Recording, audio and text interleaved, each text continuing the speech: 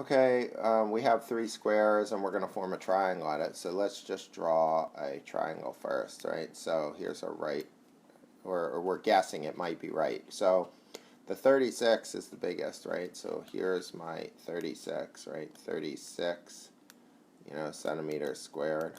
And my second biggest, I'll put down here, 16, right? These are squares, right? 16 centimeters squared.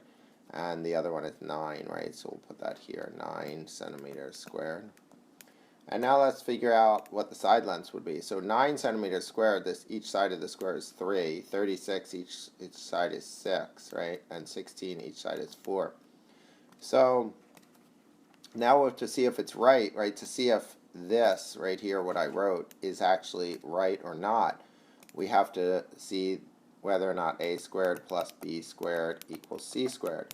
So let's see, 3 squared plus 4 squared equals 6 squared. So this would have to be true for it to be a right triangle. She thinks they will make an obtuse triangle. So let's see if she does. So for it to be obtuse, we know that this would have to be less than, right? Less than. So 9 plus 16 is less than 36, right? So 25 is less than 36. So then we see, is 25 less than 36? Yes, it is. So it is obtuse. So yes, it's obtuse. Remember, if a squared plus b squared is less than c squared, then it's obtuse, right?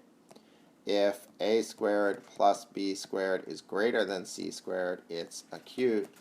And then, of course, if a squared plus b squared equals c squared, it's right. So in this case, we've shown that, yes, indeed, it is obtuse.